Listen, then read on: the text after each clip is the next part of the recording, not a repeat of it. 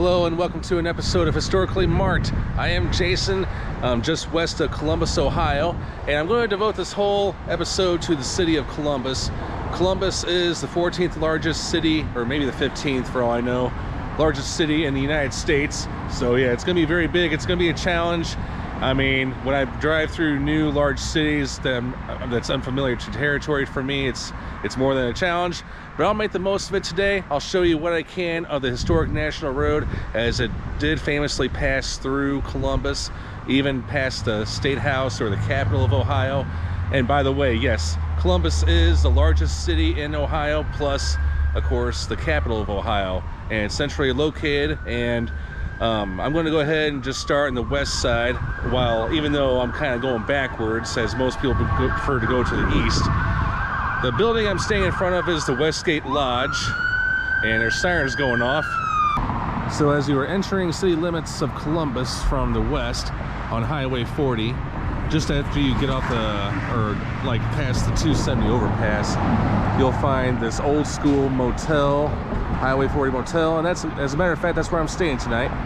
And I'm staying for the experience. I mean, I wouldn't mind staying at a few retro places, you know, just to kind of,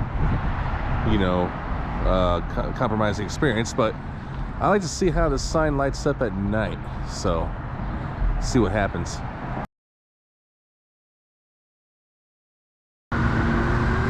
Alright, so in front of this building on the busy stretch of the National Pike is a marker about Camp Chase.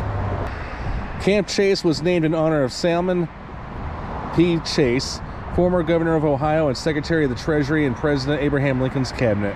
In July of 1861, a small prison was erected at Camp Chase to handle the influx of political prisoners or disloyal citizens.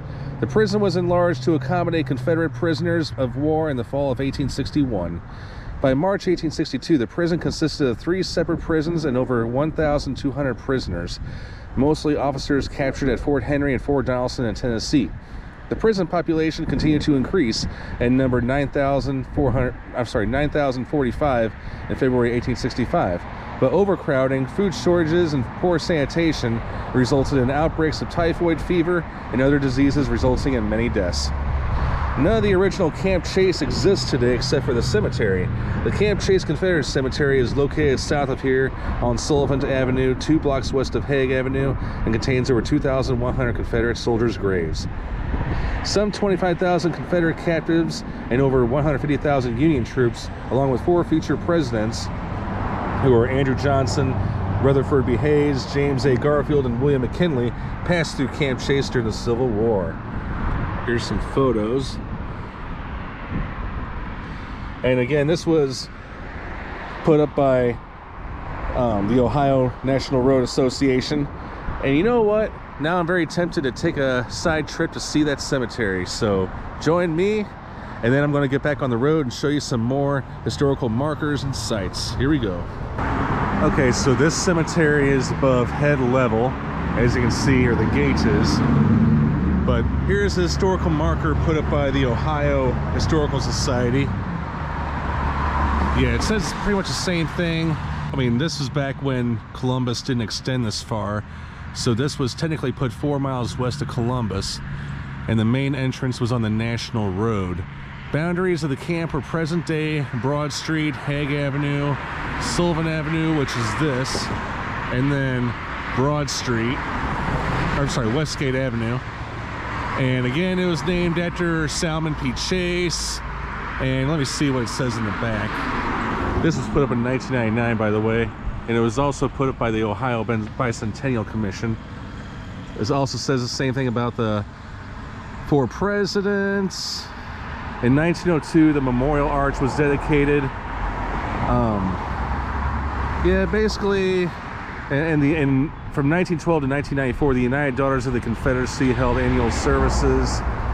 And the Hilltop Historical Society now sponsors the event on the first Sunday in June. All right, let me see. It doesn't look like it's open, but let's see. Okay, maybe it is. Of course, obviously. Oh no, yeah. it's locked. But I'm gonna kind of take a peek though. But yes, there are definitely lots of graves. And over there it says 2,260 Confederate soldiers of the war, Civil War buried in this enclosure. Wow. Okay. All right, back on the National Road I go.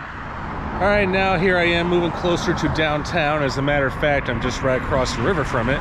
I am in Genoa Park, and I'm standing near Central High School and the Broad Street Bridge, both of which represent the National Road largely. There are two historical markers here, and I'll show you both of them and both landmarks, so here we go.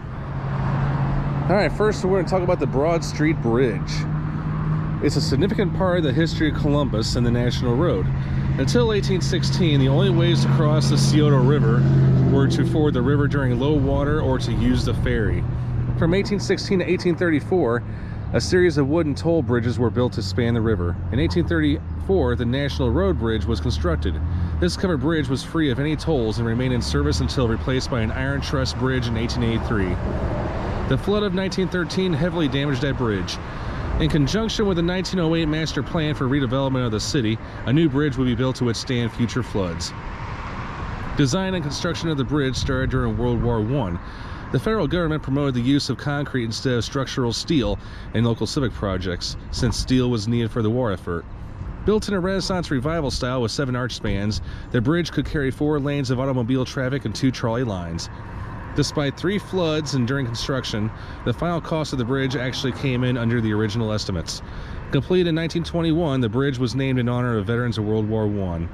1927, a plaque commemorating the National Road was placed on the bridge. And in 1990, the 7-span earth-filled barrel-vaulted arch bridge was removed and work began on the present 5-span plate arch structure. All right, so this here takes you into downtown over the Scioto River. Get a nice view of the skyline. There's plenty of greenways to walk on.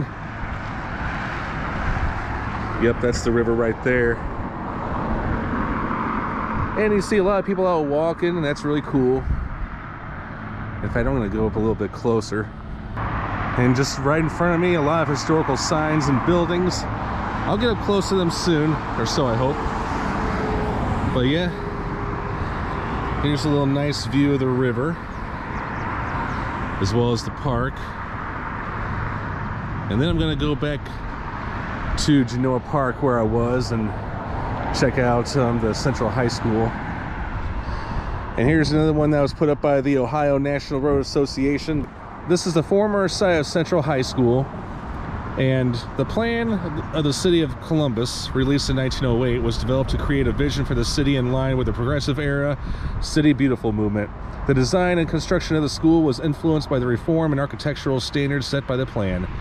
As noted in the Central High School Annual of 1925, the first year of the new school, this building is in the center of the proposed new civic group, and as the first to be erected, furnishes the key design for those to follow.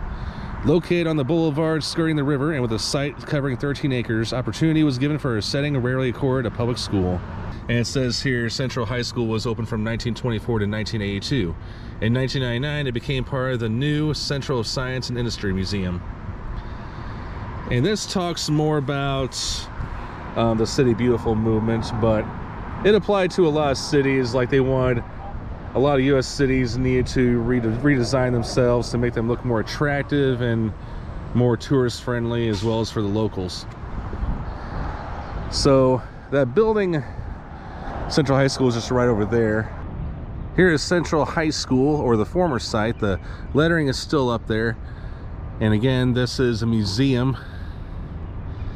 And right now it's got a really interesting exhibition. I've always wanted to check out the Titanic artifacts. I know it goes through a lot of cities, and I know at one time it was at the St. Louis Science Center, but maybe some other time. I'm gonna go ahead and cross the river, see what's more downtown. And just south of the National Road is the Ohio State House, or State Capitol, and you can do tours of the building. You can do self-guide or guide tours. Check it out. I have a separate video based on that, so Okay, now we're somewhat out of the downtown area, moving outwards to outside the city, but there's still a few more within city limits, meaning a few historical markers. This is engine house number 11, but now it is the site of a heliotech. But I'm going to show you the marker. Again, it was placed by the Ohio National Road Association. I'll try to whittle this down a little bit. At the turn of the 20th century, 3 of Columbus fire stations were on the National Road, including Station 11, which was built here at 1000 East Main Street. Construction began in August 1896 and was completed in February of 1897 at a cost of $12,000.863. Fire station, engine house, and station house are terms that have been used interchangeably over many years to note the location of community firefighters and their equipment. This station or engine house has a sister station, which is number 10, which was also constructed on the National Road during the same year at West Broad Street and Glenwood Avenue. It is an architectural match. And over here just talks more about the fire station, and like in 1951, the emergency squad 1 was moved to Station 11, followed by the squad supervisor and all squad support supplies for the entire city. And in addition, this station housed the gas mask repair shop for the fire division. Here's what it looked like back in 1950. As you can see, it hasn't really changed much. I mean, the doors have. And that cornerstone from 1896 is. I'll show you a close-up of that in a second.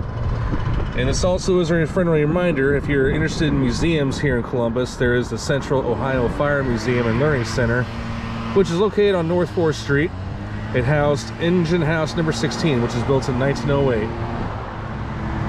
All right, here is that cornerstone, or that, I guess, Cotton H. Allen Mayor, 1896. Pretty cool.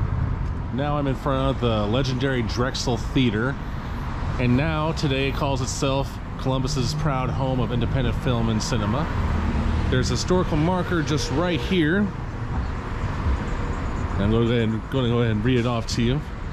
The Drexel Theatre is a significant example of the once ubiquitous small neighborhood theaters that appeared in the 1930s, a time when movies were an inexpensive and popular form of entertainment.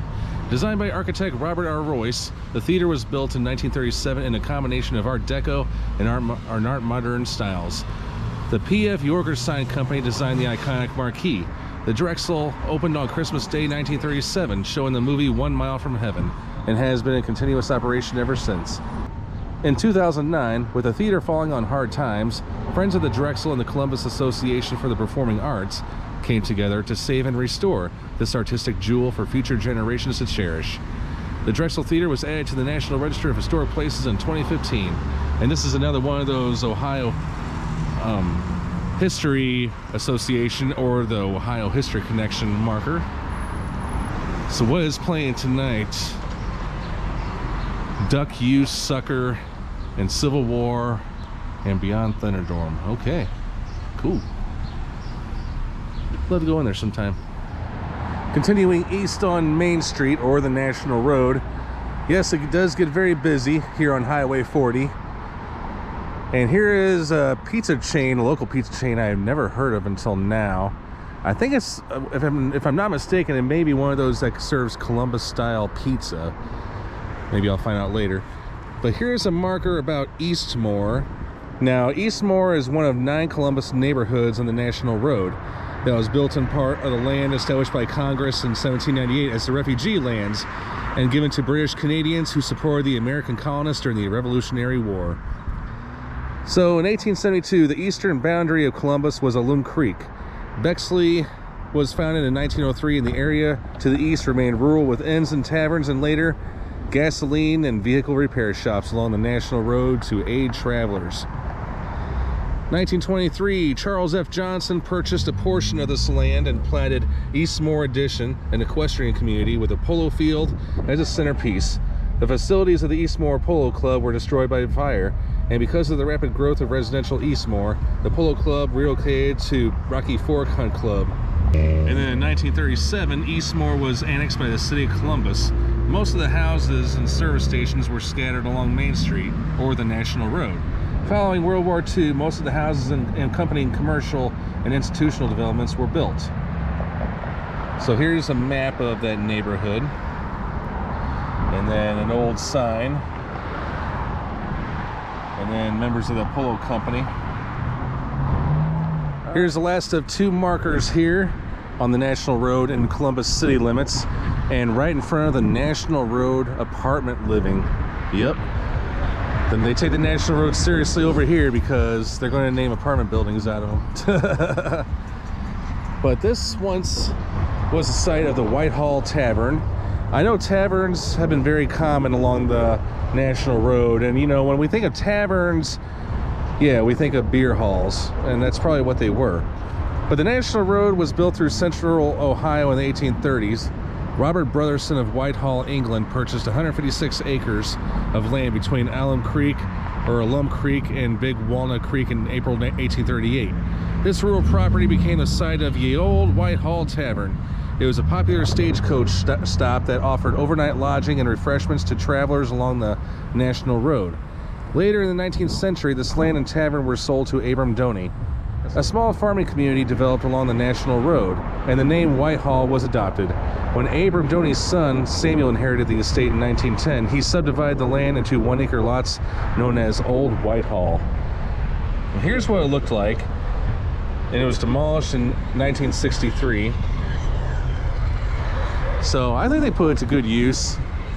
But as you're driving along this main drag, yes, there are plenty of establishments. There's a strip mall there, Captain D's, there's a super Walmart behind that gas station. All right, I'm going to take you to the last marker in Columbus to wrap this video up. All right, here I am in front of Chase Bank, and next door is McDonald's. And this is the last one heading eastbound in Columbus, Ohio. And this one is about the Underground Railroad. This one's a little lengthy. I'll do what I can to whittle it down just a little bit. The Underground Railroad was neither underground nor a railroad, but a system of loosely connected safe havens where those escaping the brutal conditions of slavery were sheltered, fed, clothed, nursed, concealed, disguised, and instructed during their journey to freedom. Although this movement was one of America's greatest social, moral, and humanitarian endeavors, the details about it were often cloaked in secrecy to protect those involved from the retribution of civil law and slave catchers. One such safe haven was in what is now the city of Whitehall. In the 1800s, several free blacks settled in Truro Township, Franklin County, and began assisting runaway slaves to freedom. One of these men was John T. Ward, who was born a free black man in 1820 at Richmond, Virginia. Ward and his wife came to Ohio in 1836 and built their home on a 16-acre tract of land in 1838. In addition to farming and serving as an Underground Railroad conductor, Ward also served as a clerk in a downtown Columbus hardware store. During the Civil War, Ward had contracts with the federal government to haul supplies to Camp Chase, the U.S. Army camp where we were in the beginning, and Confederate prison located along the National Road, 4 miles west of Columbus. Ward's son, William S. Ward, learned the hauling business and founded the Ward Transfer Line in 1881. Many of John T. Ward's activities were documented in his diary and recounted by his great-grandson, Eldon Ward, the first black chairman of the Columbus Foundation and owner of the family's moving company before his death. Today, the E.E. Ward Transfer and Storage Company continues to maintain its proud heritage by treasuring its roots of once hauling people to freedom by night and transporting goods by day. Hidden away in a barn behind the Levi Coffin House in Fountain City, Indiana, is a wagon with false bottom beneath it. Runaway slaves were often hidden under sacks of grain while being driven to the next station. Here is a photo of John T. Ward, and then of E.E. Ward, of Eldon Ward. So it's very interesting and very neat that the Underground Railroad was part of the historic National Road. All right, I am Jason, signing off from Columbus, Ohio. Thanks for following along on this tour. I'll see you in the next town on the historic National Road.